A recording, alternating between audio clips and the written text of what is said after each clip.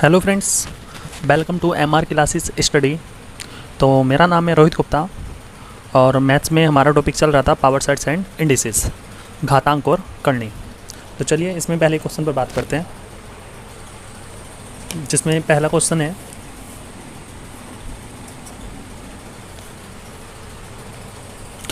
पहला क्वेश्चन है 9 की पावर n मल्टीप्लाई 3 की पावर 2 मल्टीप्लाई ब्रैकेट में दिया है माइनस की पावर 2 किसकी 3 की पावर माइनस n/2 माइनस दिया है 27 की पावर n अपोन में दिया है 3 की पावर 3m गुणा 2 की पावर 3 और बराबर में दिया है 1/27 और हमसे वैल्यू पूछी है किसकी, फाइंड m माइनस n की वैल्यू हमसे पूछी है।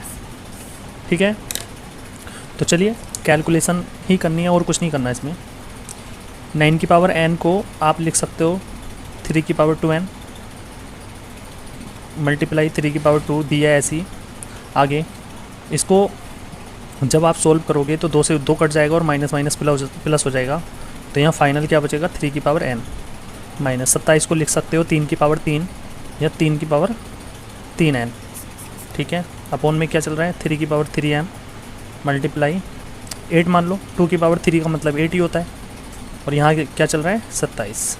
ठीक है, उसके बाद 3 की पावर 2n और 3 की पावर n को आप जोड़ोगे तो आ जाएगा 3 की पावर 3n, यहाँ क्या आ जाएगा 9 माइनस 3 की पावर 3n अपॉन 3 की पावर 3m मल्टीप्लाई 8 बराबर 1/27। ठीक है, समझ में आ रहा है इतना। आगे 3 की पावर 3n को हम कॉमन ले लेंगे यहाँ से, तो यहाँ रह जाएगा 9, यहाँ पर रह जाएगा 1। यहाँ क्या चल रहा है 3 की पावर 3m मल्टीप्लाई 8 बराबर 27 को लिख सकते हैं 1/3 की पावर 3। ठीक है, 9 में से 1 जाएगा 8 बचेगा, मतलब इससे 8 से 8 हम काट सकते हैं। ठीक है, उसके बाद 3 की पावर 3n अपॉन 3 की पावर 3m बराबर 1/3 की पावर 3, ये चल रहा है। चलिए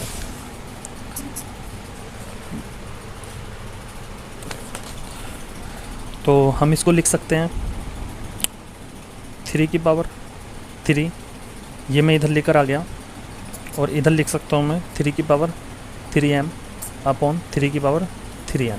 ठीक है, 3 की पावर 3 को मैं ये वाला पार्ट उठाकर इधर ले आया, ये वाला इधर पहुँचा दिया और ये इसके बटे में पहुँचा दिया।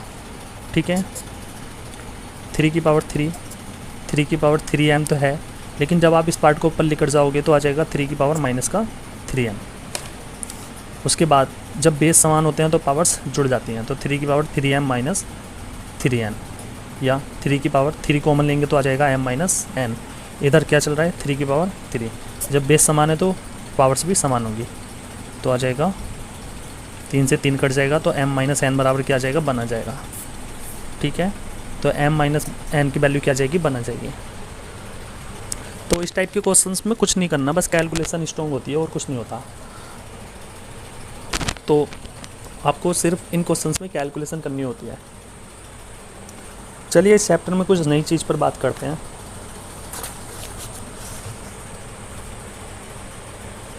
चलिए जैसे दिखाई दे रहा है ना, ठीक है। जैसे मान लीजिए आपको दिया है x बराबर 2 + √3, समझना ध्यान से, और आपसे पूछ रहा है कि बताइए 1/x की वैल्यू क्या होगी। 1/x की वैल्यू क्या होगी, हमसे ये पूछा है। तो हमें दिया है x बराबर 2 + √3। ठीक है, 1/x की वैल्यू पूछी है, तो 1/x की वैल्यू यहाँ पर ये रख दीजिए 2 + √3। रखने के बाद आप इसके कॉन्जुगेट से गुणा कर दीजिए, 2 - √3 अपॉन 2 - √3। मतलब कॉन्जुगेट क्या होता है, बस साइन को हमें चेंज करके लिखना होता है। यहाँ पर प्लस का साइन है तो संख्याएं तो यही रहेंगी, बस साइन को चेंज कर दीजिए, प्लस है तो माइनस कर दीजिए, यहाँ पर माइनस है तो प्लस कर दीजिए। और बैलेंस बनाने के लिए जितने से हमने गुणा किया उतने से हमें भाग करना पड़ता है, ताकि इस चीज़ पे कोई फ़र्क ना पड़े। इससे ये कट जाएगा, ये ऐसे टी जैसे पहला था वैसे रह जाएगा। तो जितने से हम गुणा करते हैं उतने से भाग भी करते हैं, ठीक है। इधर तो 1/x चल ही रहा है, इधर 2 माइनस अंडर रूट 3 की गुणा 1 से करोगे तो आ जाएगा 2 माइनस अंडर रूट 3, ठीक है। उसके बाद इसकी गुणा जब आप इससे करोगे, एक स्टेप मैं एक्स्ट्रा बता देता हूँ, कुछ इस प्रकार से ये आ जाएगा, ठीक है।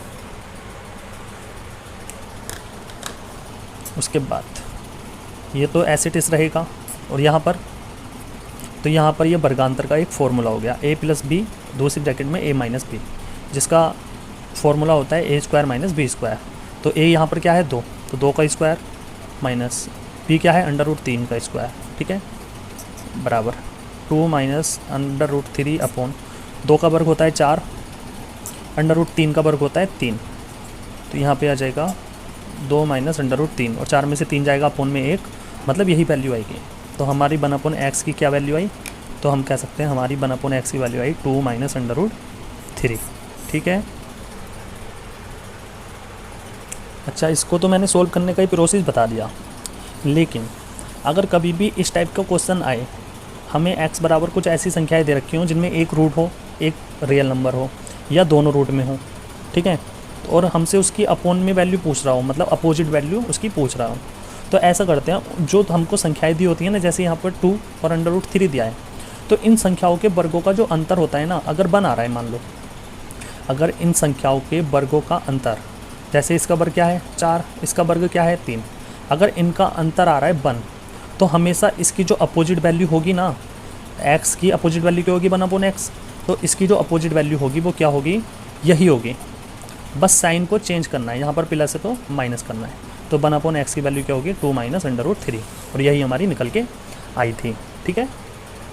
लेकिन उसके लिए सिर्फ और सिर्फ एक कंडीशन है, क्या, इन दोनों संख्याओं के वर्गों का अंतर जो है वो 1 होना चाहिए। इस संख्या का वर्ग मान लीजिए 4 आया, अंडर रूट 3 का वर्ग क्या आया 3, तो इन संख्याओं का अंतर 1 आ रहा है, तभी ये कंडीशन फॉलो होती है, ठीक है। जैसे मैं अगला क्वेश्चन आपको दे रहा हूँ, मैंने दिया यदि x बराबर under root 3 minus under root 2 है, और मुझे आप बताइए 1/x की वैल्यू क्या होगी। तो आपको कुछ नहीं करना, आपको सिर्फ एक चीज़ ये देखनी है कि इसका वर्ग और इसका वर्ग का जो डिफरेंस है वो 1 होना चाहिए, अंतर जो है वो 1 होना चाहिए। तो देखते हैं अंडर रूट 3 का वर्ग क्या होता है 3, अंडर रूट 2 का वर्ग क्या होता है 2, और इनका अंतर क्या देख रहे हैं हम, इनका अंतर 1 ही आ रहा है। तो हमसे इसके अपोजिट की वैल्यू पूछी है, मतलब x के अपोजिट की वैल्यू क्या होगी 1/x, उल्टी वैल्यू।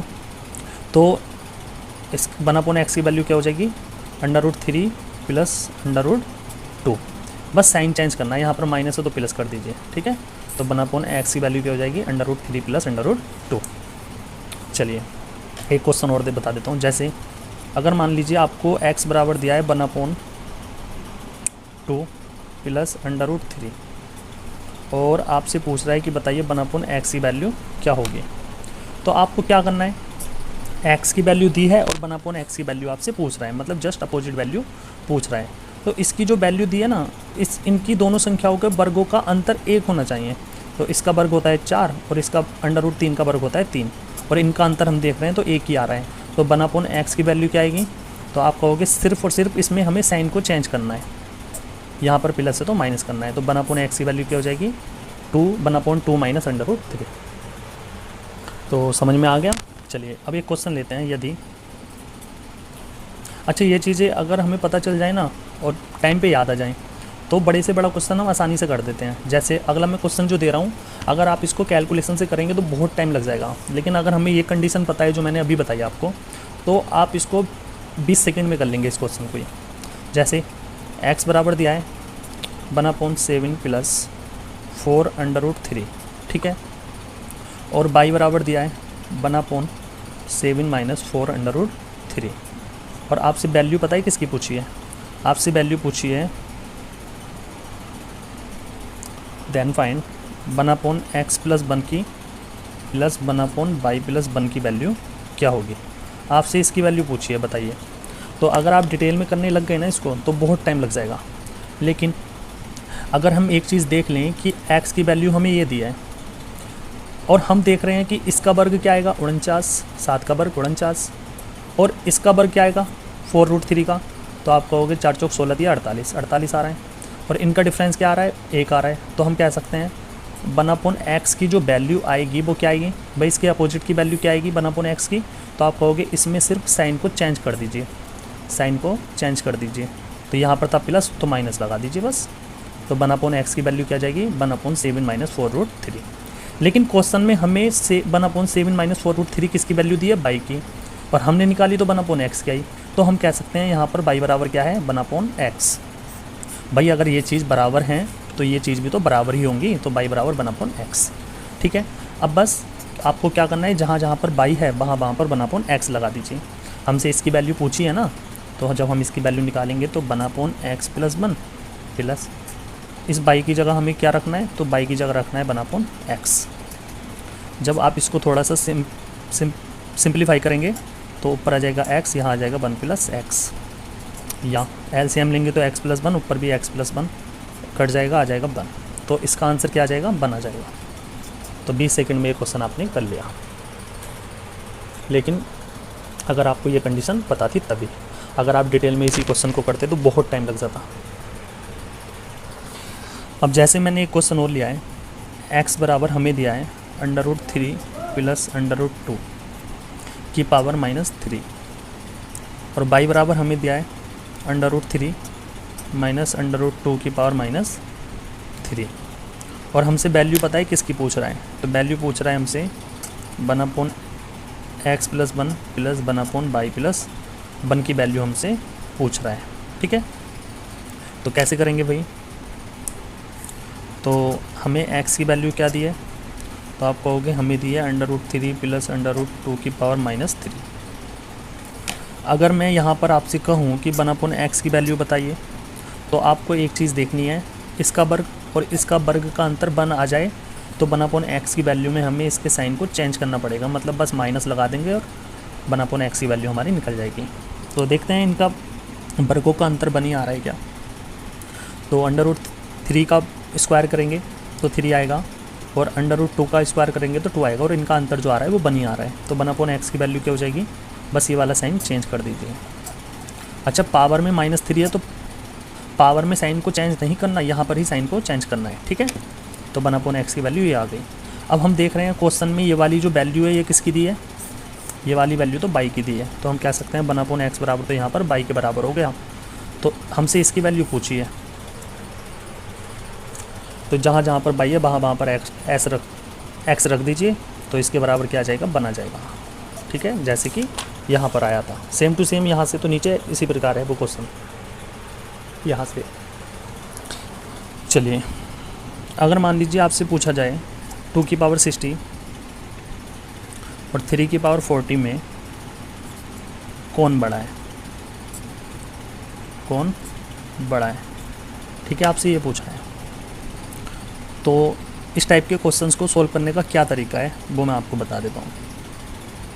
जैसे हमें क्या करना होता है, सबसे पहले 60 का और 40 का हमें HCF लेना होता है, हाईएस्ट कॉमन फैक्टर, बड़े से बड़ी ऐसी संख्या जो इन दोनों संख्याओं को काट दे।